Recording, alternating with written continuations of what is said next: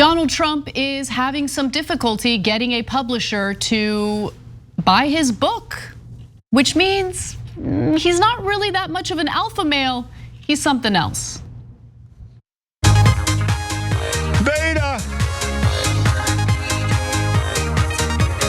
Beta male! You are beta male. I know that sometime down the line, years and years from now, that bumper is probably gonna come back to haunt us, but it's fun, okay? Let us have a little bit of fun, guys. Let us have a little bit of fun. Now, with that said, Trump says he claims that he's received 2 offers from the most unlikely of publishers, but turned them down because he did not want to do such a deal right now. So he's trying to sell a book, and he claims that 2 of the biggest publishers are like, yo, we'll pick it up, we'll publish you. And he's like, no, I don't. This is one of the most unlikely deals. I will not take it. Obviously, he didn't reveal who these publishers were, but Politico actually did a little digging, and they reached out to the 5 top publishers.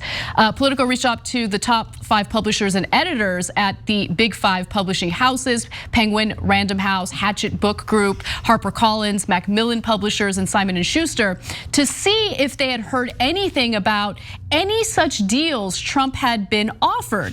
None of the sources said they had heard about such a potential book offer, and most said they wouldn't touch a Trump project when he does start shopping a book around. You know why? Because they don't want to deal with the headache. They don't want to deal with the necessary fact checking. They don't want to deal with the backlash they might get from other authors. And so they're like, it's not worth it. Even if it makes a lot of money, we're not touching it. Let someone else deal with it. And so Cenk, have at it, have fun. Yeah, this is for you. Yeah, so there's so many things here that I love. There's one other thing that I didn't expect, although it's very fitting with Donald Trump. So the parts that I knew are, you can't fact check a Donald Trump book. Everything in there is gonna be a lie. So if you then tell him to fix all the lies, he's never gonna do it, and you're gonna be in endless squabbles, right? But if you print the stuff that's a lie, well, then you're gonna have a massive brand issue, right? So now you're a publisher who's willing to print nonsense lies over and over again. But then there's a couple of things I didn't expect. One is, they say the other authors attached to the publishing houses will leave.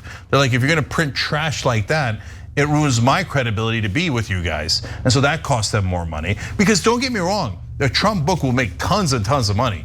Every Trump fan out there, which there's tons of them, will be like, oh my God, I can't wait to see what the Orange Man's gonna say. I'll do everything he says.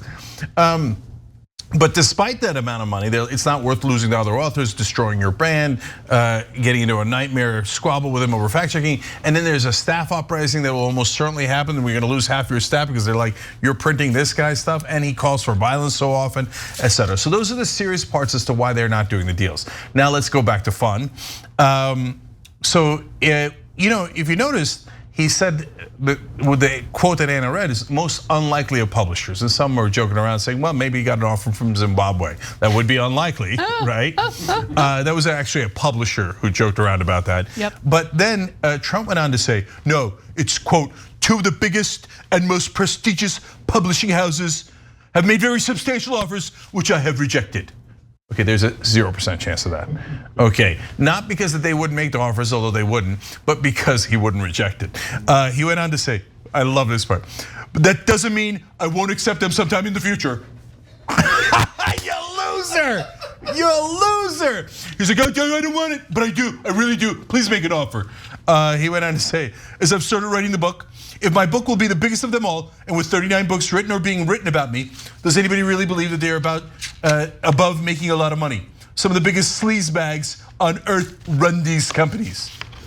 Not really the best way to get a deal by calling them the biggest sleazebags. Oh, the art of the deal. The art of the deal. And then he said, last thing, he says, no morals, no nothing, just the bottom line. And they sure wouldn't admit it before the fact, but after the fact, they'll stand by and say, let's go.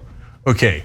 Number one, if you just said that, then they're not gonna sign a deal with you and say, let's go, because you just called them sleazebags.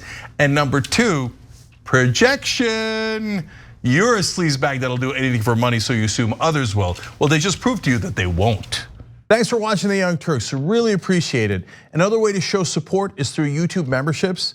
You'll get to interact with us more. There's live chat emojis, badges.